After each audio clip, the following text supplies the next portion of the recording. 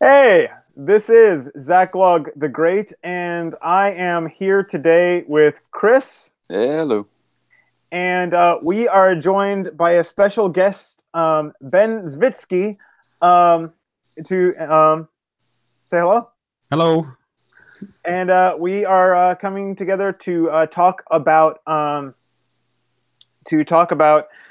G.K. Chesterton's poem, "The House of Christmas."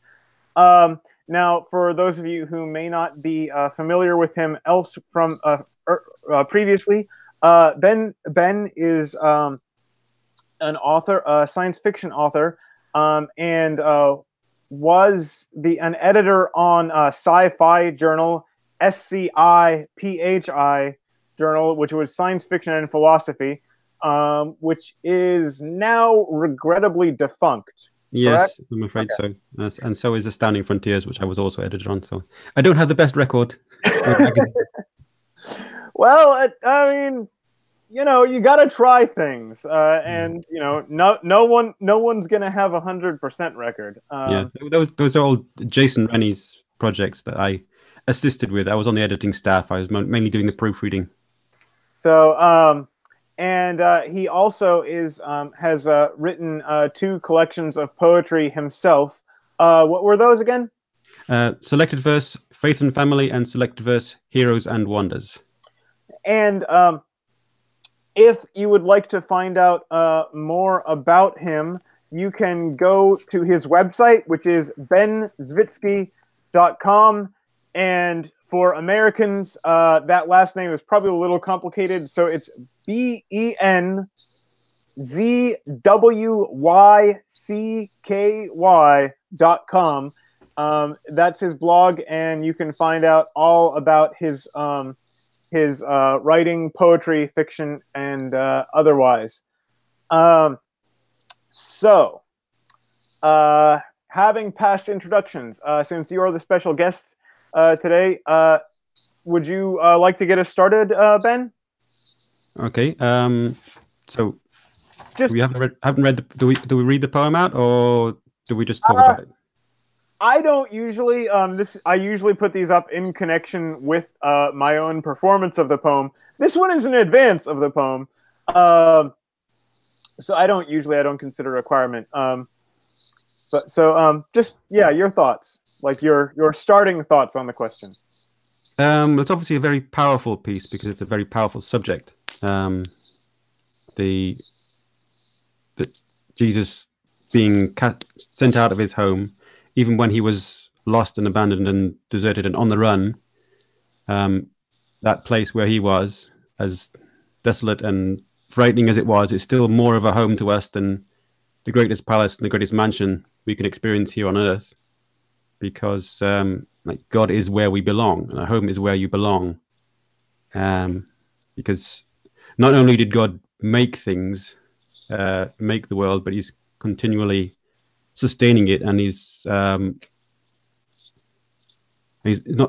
only in charge of what happens now, but also what happens in the future. And the future we can look forward to with Him is going to be so perfect and so much where we belong, that it's going to put everything here that exists now to shame. I had a lot of thoughts yesterday, and I've forgotten most of them, of course, because I had a very interrupted night with my youngest son being sick. So I'm sure these things will come back to me when I.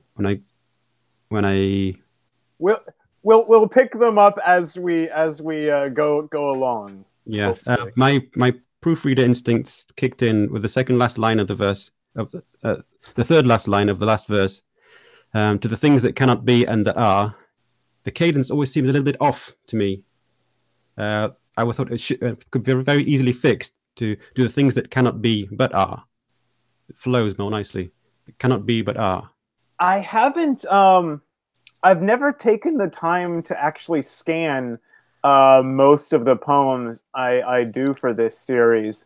So, although, like, I have something of an ear for it, so I will sometimes hear things like that. But I didn't notice that myself. But it's,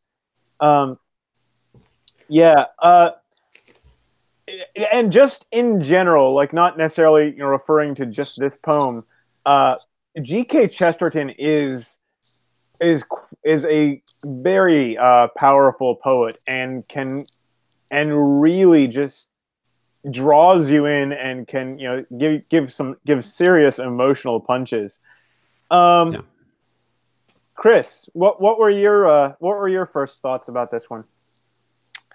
Well, pretty much anything, like anytime I read a G.K. Chesterton work, I've sort of been trained in my reading of him before to look for the paradox.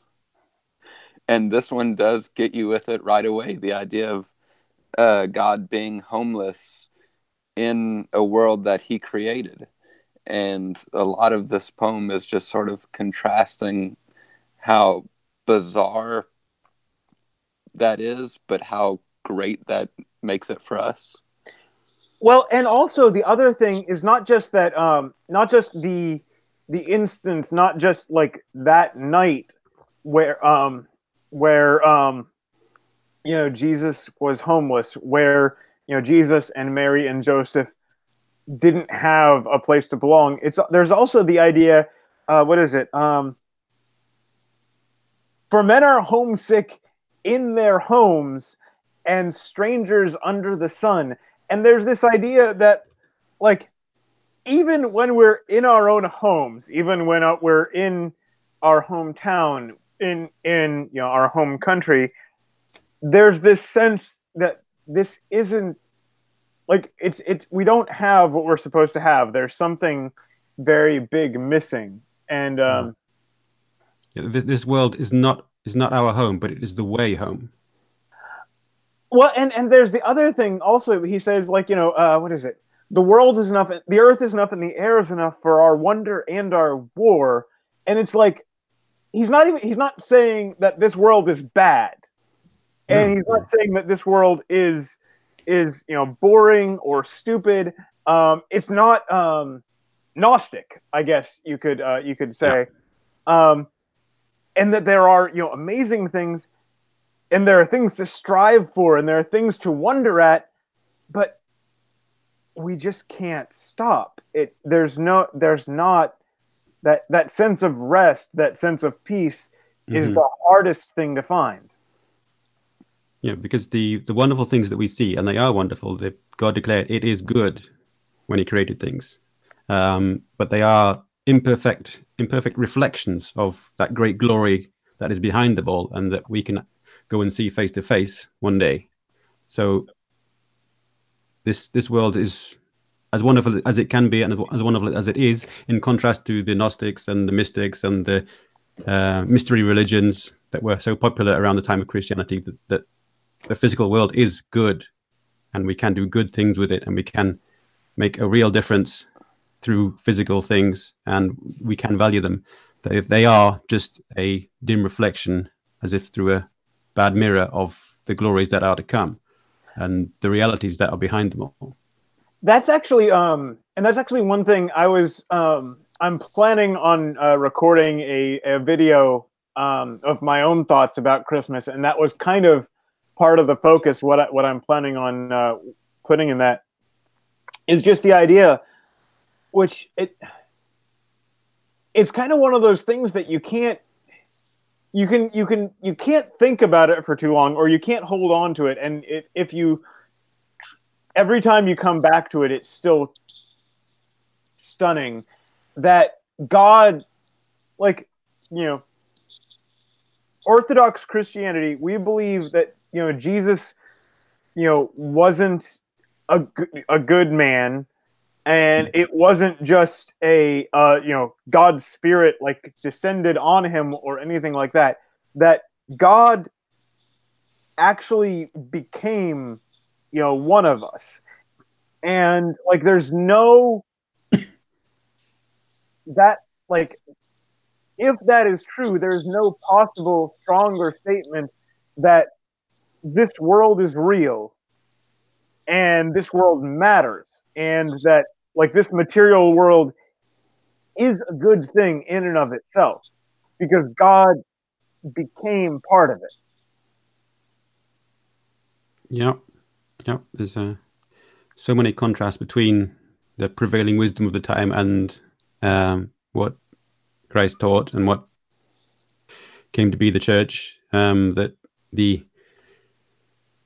our pieces put in impossible things doesn't just apply to this. There's a whole gamut of things that were utterly ridiculous. That the Christ crucified is a stumbling block to the Jews and foolishness to the Gentiles, completely incompatible with Greek wisdom. That crucifixion, ultimate shame, ultimate disgrace for any ruler. That and even resurrection, physical resurrection, that was the opposite of what they wanted. They wanted to be free of the body, to never have to return to this prison of physicality, and to preach a resurrection of the body was the last thing they wanted to hear.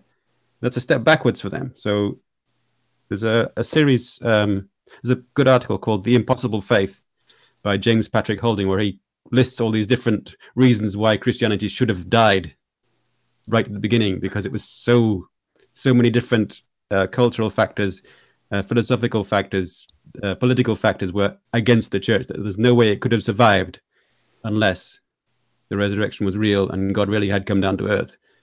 And it's a fascinating article. I can put a link to it somewhere. Yeah, well, even the people that knew Jesus were not expecting, and they didn't want what happened. Like, they were expecting him to be a great political figure. They were not expecting him to die. So even his closest followers found what he did to be incomprehensible. So it's like, how are you supposed to convince somebody else that this is a worthwhile cause? But yet it ended up working out. And it's I think it's very much fits in with what Ben was saying. Very much fits in with the idea of Jesus said, the world hates me, and it's going to hate you. Like, it doesn't, even to this day, if you look at the power, the prevailing power structures, if you look at who runs so much of the world earthly institutions, like, they're not friends of Christianity by any means. And it's it doesn't fit. People who think like us shouldn't be here in some sense. And so it's and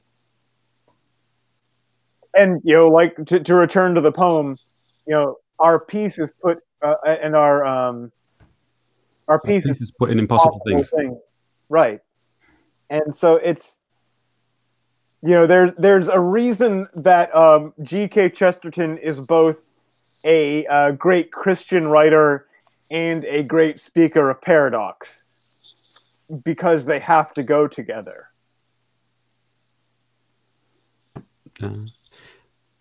It's something that seems like a paradox, but when you look at it from the higher perspective, you find out it's not. But it's still a great mystery, because we don't deserve what God did for us. The justice we deserve is to be wiped out, like in Noah's time. And so we treated Christ like that. We rejected him, we spat on him, we beat him, we whipped him, crucified him, and insulted him while he was dying. And his last words were, well, not quite the last words were, "Forgive them, Father, they know not what they do." That is just not fair. Well, and it's one idea I've held for quite some time, and it's purely speculation and unprovable, but it seems quite likely to me that if Jesus came in any other time in any other society, it would have ended the exact same way. Like, we are, human beings are sufficiently consistent in our failure that is the only thing we would have ended up doing. Yeah, and I think the only difference would have been the method of execution, I think. Yeah, pretty much. Well, just in general, they have the whole saying like power corrupts. So those in power, when threatened with something that is immensely more powerful than them and pure that cannot be corrupted, it doesn't matter how good of a person you think you are, like that's going to affect you in ways you can't predict. So whenever you have leaders of nations and just leaders of people in general seeing that threatened in a way that they can't control, that's never going to work out well. Oh, there was. Oh, yeah. Something. Give me a second. Something Ben said a moment ago just reminded me of this. That this was not. This was not something we deserved. And there's a pastor from years ago. I remember. I don't remember any of the rest of the sermon, but I remember this one moment where he said, and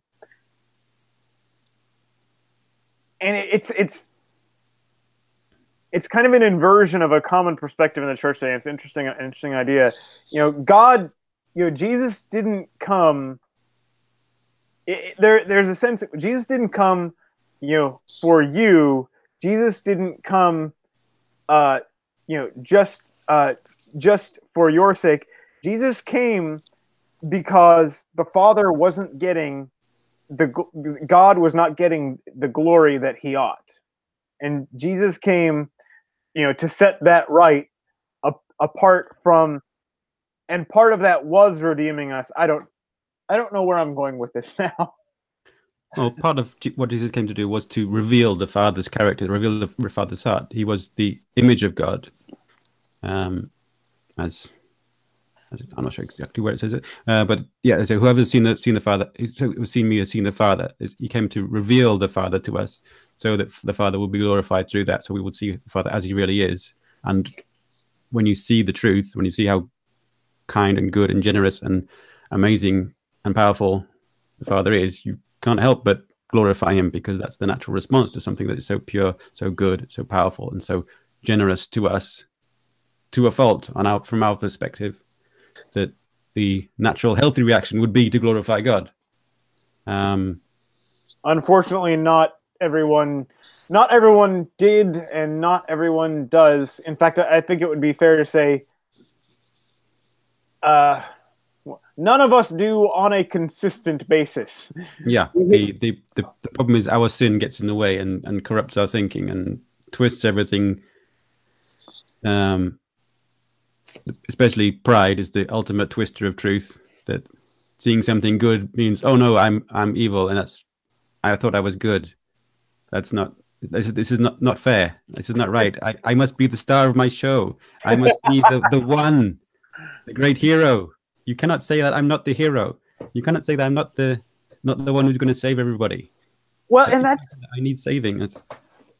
And that's the other thing. I've heard some people say, talk about heaven, being, continual praise and worship of God, and they're like, or that God telling us that we must worship him, and he's like, and people are saying like this is like some kind of egotistical, crazy person, and the thing is, it's not even because of who he is. Any other position, any other attitude is an inversion of the world. Like because of who he is and who we are, worship is the only attitude, and if we try, worship to him is the only proper attitude, and if we try to do anything else, we are bending ourselves out of shape. Yeah. We are turning ourselves into something we ought not be. Right. And things like pride and selfishness and stuff, the reason why those are bad qualities for us is because we are not God. For God, those sort of things, like everything being about him, is entirely appropriate because he's God. Mm-hmm. Yeah. The problem is that the main problem is people have too small an image of what God is, of who God is. They think of him as some somewhat magical granddad in the sky, where more like he's the great musician that plays the music that creates the universe continuously, like Aslan singing Narnia into being, or the Ainur in the Silmarillion creating their great music that creates the history of Middle Earth. That's a picture from classical theology that Lewis and Tolkien both borrowed. That the great harmonies, the beauty, the logic, the amazing beauty that just leave us in awe. Those are just reflections of God in some small way. And when we see the real thing face to face, is that anything other than awe and worship is just insanity.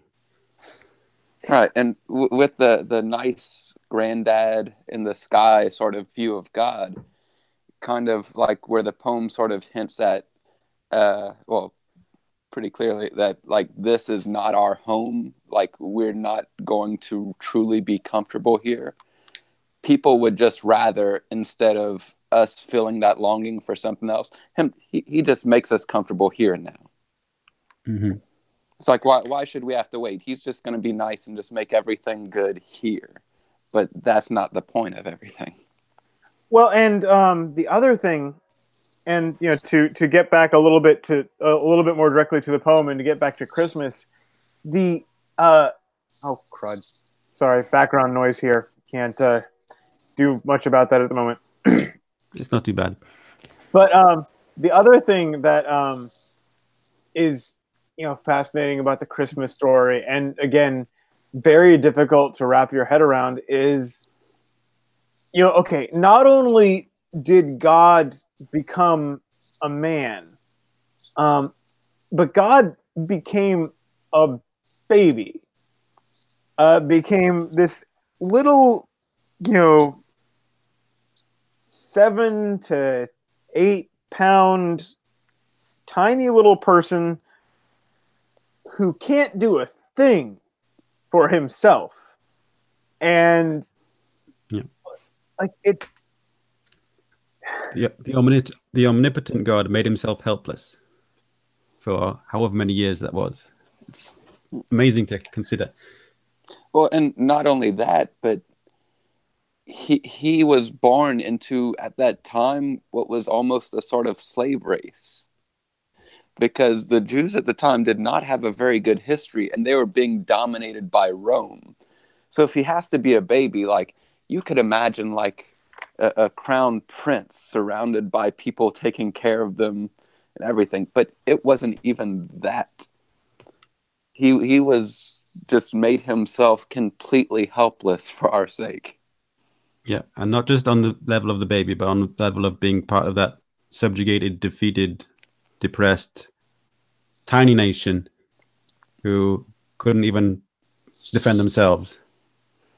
That he was at the mercy not only of his local community, his village, but of the cruel and despotic Roman Empire, who took great pleasure in crushing and humiliating and torturing their foes on public display.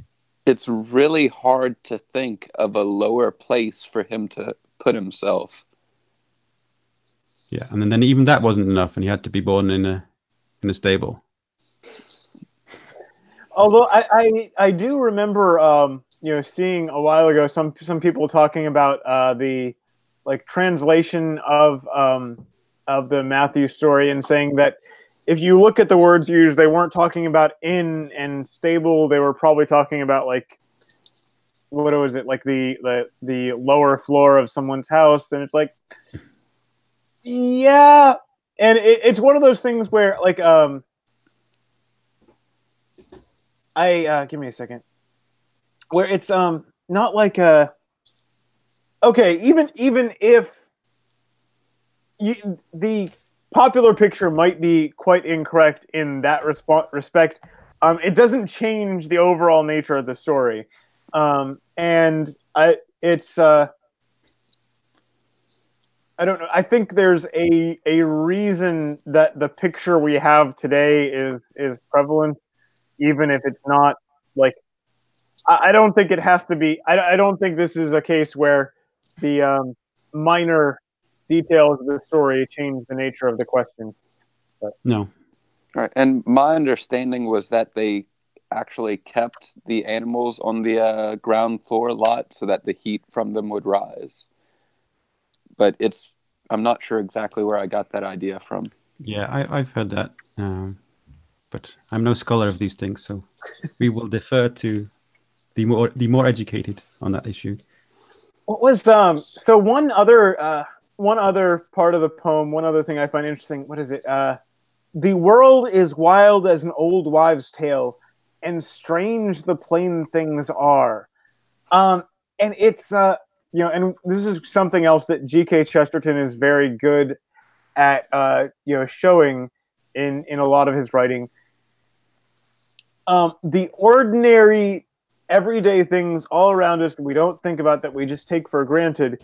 Like, there's so many of these things that if you stop and you look at them and you question for just a minute, you're like, why? That's very odd. That's hard to understand why things should be that way. Um, and Yeah, there's a great depth of subjects that I've written a few poems on that myself, like the miracle of things staying the same.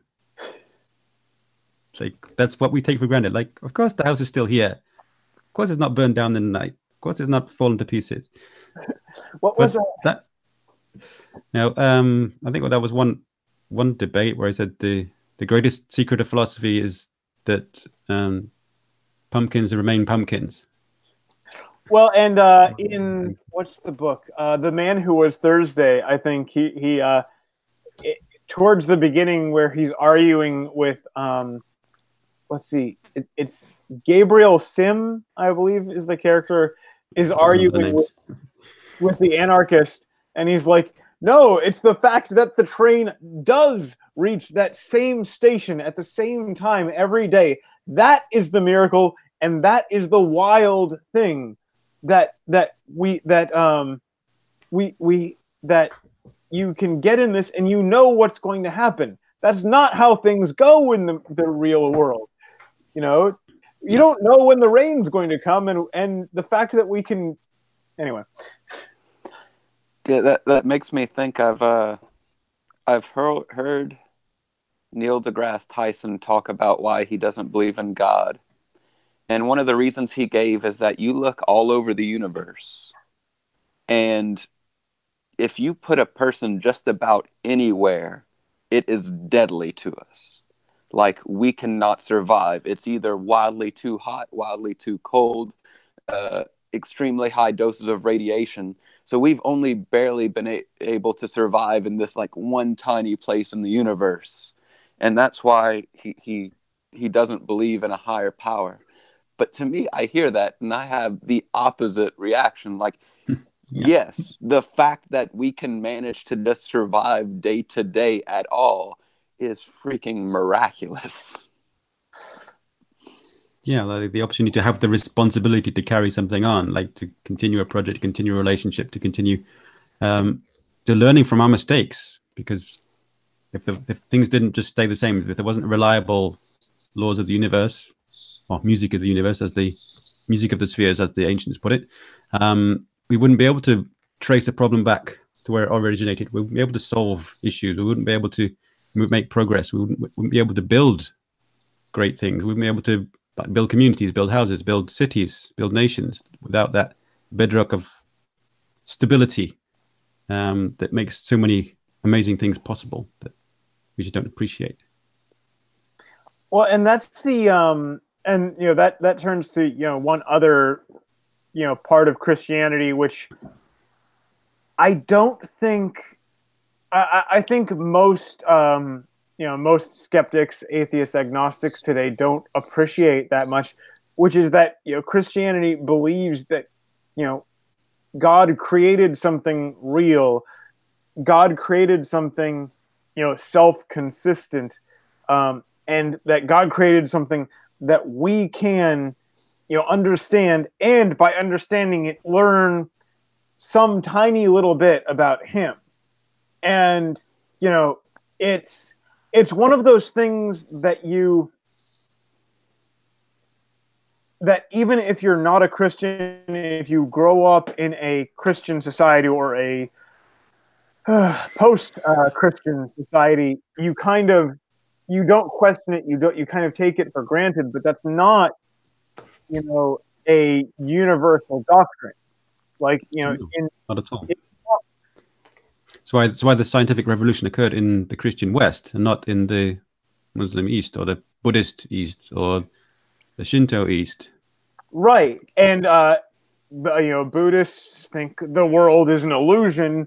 Why would you bother investigating it? Why would you bother trying to figure out how it works? It's not real. I don't know. I remember seeing someone comment on this and say it was like some such Muslim. It wasn't an original doctrine of Islam, but it was some such Muslim scholar who came up with this X hundred years later. But there's a common idea in Islam that like if you burn a piece of paper, the fire does not burn the paper. The fire does not cause the paper to come apart. The paper comes apart because God wills it. That is, every single thing that happens is the result of God actively deciding at that moment to do it, which means he could arbitrarily decide otherwise. Yeah. We also have a very similar idea, but with a very different result from it.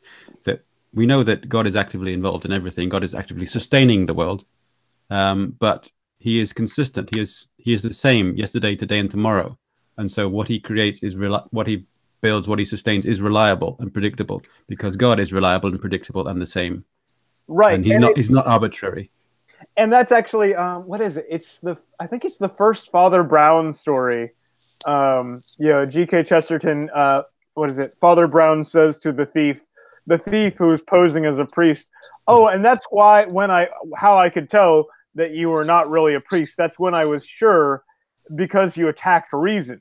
Yeah, it was bad. You were arguing against reason. That is bad theology. And that's and it's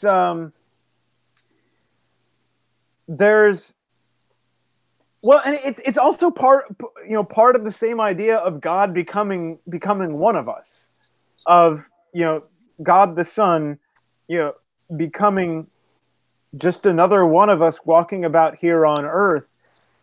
There's a kind of respect for us built into that, which is a weird, it seems like the wrong word. I don't quite know what word to put on it, but like it's like a paternal or fatherly love for us. It's not what we deserve, but he values us more than we value ourselves. Right. God is a God of order. He's a God of justice. So for him to just say, "Oh yes, you've sinned against me, but I'm going to make everything okay," that would go against the idea of justice, which is fundamental to his being. So the fact that he is a God of order and God of justice meant that there had to be a price to be paid to reconcile us with him. Yes.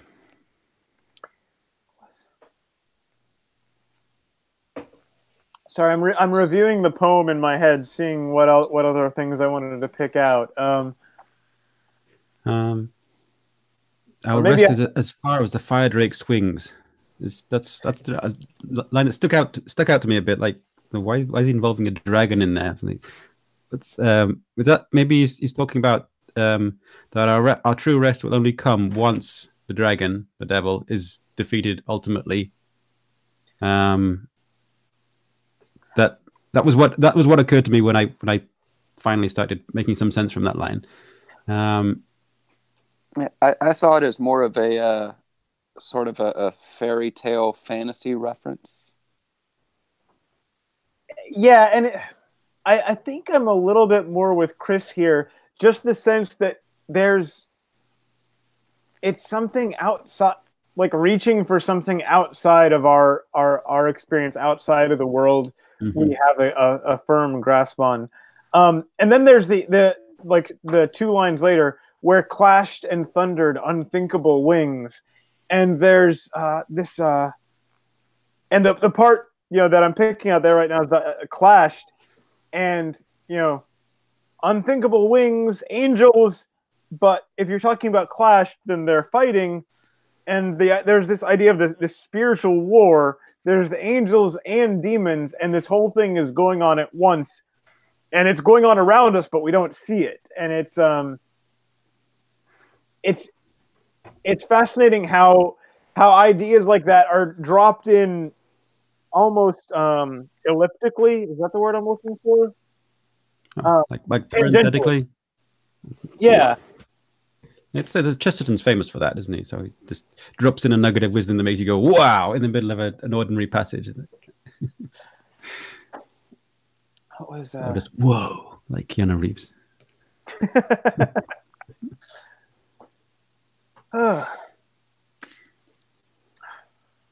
Shoot. What's the second? I'm trying to think what the second verse starts with. It's for men are homesick in their homes. I printed it out and have it in front of me to help for the discussion. I usually rely on my memory, but I'm stumbling a bit right now. For men are homesick in their homes and strangers under the sun, and they lay on their heads in a foreign land whenever the day is done. Well, now there's another point. I'm pretty sure that's I've looked up 2 different versions of this, and I'm pretty sure they accidentally dropped in an extra word there. Because I don't think they lay on their heads in a foreign land. I think that doesn't make sense. That would be like, oh, I'm standing on my head. That's not really what you can do. Not physically possible. Although that does sound like an image to drop into something, but it's not. Doesn't quite fit here. Which actually reminds me, there's not so much a discussion of a philosophical discussion of the poem or anything, but there's another reading of this out on YouTube where the guy drops in one extra word that rather changes the poem. It's kind of funny because in the poem it's in the place where she was homeless, all men are at home. And the word he adds is just the. The. In the place where she was homeless, all the men are at home. It's slightly different reading. Yes. I think we'll skip that meaning for today. That sounds kind of like some of the early critics of Christianity who were trying to disparage Christ's origins a bit. Yes, the Panthera was they claimed there was the Roman legionnaire or something, Roman soldier called Panthera was supposed to have sired Christ instead of the Holy Spirit. Well, and I actually heard what's the guy Ryan Reeves has a series on early church history on YouTube, and I was just listening to that the other day. And apparently, that would be approximately like saying in America or England today, some guy named John. Like it's just a generic, like all over the place kind of name. Yeah. But anyway, and they lay their heads in a foreign land, whatever the day is. Oh, and that's another thing. Whenever the day is done, here we have battle and blazing eyes and chance and honor and high surprise. And I talked about this a little bit with the when we talked about the Dragon Slayer.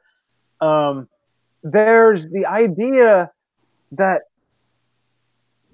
like here we have battle and blazing eyes, and it's struggle, and it's not just grinding, and it's not just oppressive. There's one of the good things about this world and is that we have a chance to overcome things, is that there's things to push against. And if there was no competition, if there was nothing to strive against, and if there was no chance of failure, then we would be missing something very important. And, Yeah, because the battles we fight are not meaningless. They're not toil. We're not Sisyphus with his big rock. We have responsibilities and we have opportunities to do things that will have eternal value. We have the chance to actually contribute towards saving an eternal soul and forming the character of those around us, and defeating actual evil, and making a difference. But even those good things that we can do pale in comparison to what good awaits us, right. and what good lies behind all of that.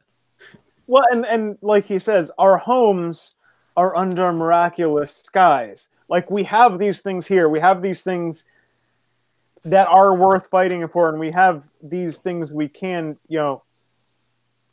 fight through, but it's still not our home, and it's not where we'll ultimately find rest. What is it? I remember in one interesting thing in C.S. Lewis's book, Out of the Silent Planet, Ransom accompanies one of the natives of Mars on one of their hunts, and like they fight with this vicious shark creature thing. I forget the details, but it's very interesting that, like, the way he sets this up, even in a world that is not morally corrupted, like, there's this element of striving, of throwing yourself against something to see what you can accomplish. And again, without the possibility of failure, like, what is there? Why bother? And it's I thought the Mars, the surface had been devastated in some great conflict, hadn't it? In that silent planet. Well, it's let's see. Like, the world had been, like, damaged. There was a cataclysm that, like, stripped a lot of the air away or something. But it was only livable down in the valleys, in the ravines. But it wasn't. There wasn't the same sense that, as with man, as with Earth, that it had been morally turned. Like, the creatures had not been morally turned aside from what they ought to be. It's like a good person living in a house where half the house has collapsed, instead of a bad person living in an intact house. If that makes sense. Okay. Yeah, it's been a while since I read it. So. I have it on my shelf right beside me, but it will take a while to look it up. So I don't think I'll bother. For those who are interested in those, by the way, it's what's Out of the Silent Planet, Paralandra, and That Hideous Strength. That Hideous Strength. I think my favorite of the three is Paralandra, personally. I think that's everybody's favorite, really, because it's so vivid in so many ways. It's so much more at stake there, because you're trying to avoid the great fall that cursed Earth to so much pain and suffering, that the stakes that almost couldn't be higher personally in terms of that world. It is such a good state, and it has the potential to fall into such a horrible state, and that's real high stake conflict, but a really unconventional high stakes conflict. Yeah, and it's that's actually interesting in terms of, like, storytelling. Contrasting it with, like, most of the stories we see today, like, basically, in heroic, or in stories where they want to have very high stakes, it's basically, well, a lot of people are going to die, which isn't good. I'm not in favor of that. No. But at the same time, like, okay, let's skip 50 years. Most of them are dead anyway. Whereas, it's a different kind of struggle where, instead of a lot of people are going to die, evil and corruption are going to enter an otherwise clean world, and these people are going to become something they ought not be. Yeah, it's a very strong illustration of the power of sin, like, to corrupt and destroy. That how awful sin is when you see it compared to the perfection, and you see how far we have fallen short of that, and how much destruction we have wrought compared to what we could have been, like this Edenic paradise. And it just shows you when you see perfection, then you see how dirty you are. When you see something done right, then you see how wrong you are. Unless you're suffering from Dunning-Kruger syndrome, then you don't see anything. And then, of course, you have two options. You can either bow before perfection, or you can nail him up on a cross. Yeah, that's pretty much the two choices. There's not a lot of other options at that point. Yeah, things are fairly clarified once you see things clearly. Chris, you there? Yes, I'm here. Okay. So, were there any other parts that stuck out to you from the poem? Nothing in particular. Okay. So we have hands that fashion and heads that know, but our hearts we lost how long ago, in a place no chart nor ship can show, under the sky's dome. They, like, admitting we are capable of so much. We can understand, we can build, we can create, we can even fix our errors, but the heart of the matter, the heart of our existence, has been lost. We've lost our way spiritually, and we can't find our way back there with a map by our own efforts. Well, and the other interesting thing with that is, and it's even I'm not going to say anyone, but like, I can think of some people where this would apply. It is a rebuke to a certain kind of pride, and we can build, and we can understand, and we can analyze, but we're still so far, from what we ought to be, and like, just intellectual accomplishment, that alone does not solve our real problems. Yeah, and we need intellectual accomplishment is like having a sharper knife. You can use that to perform surgery, or you can use that to slaughter innocents. But just having the sharper knife by itself is not enough. Right, and it's and like, you can see that if you look at the wider world, like, a lot of the worst things that were done in history were done by brilliant people, like intellectually just stunning people, who turned that to the wrong ends. Mm-hmm. Yeah, because intelligence, like technology, is a force multiplier for good and for evil. Effort multiplier. What was that? The end of the way of the wandering star.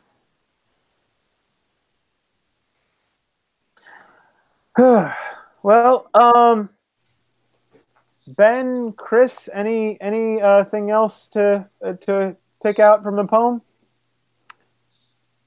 I think we covered everything I had noticed, and then some.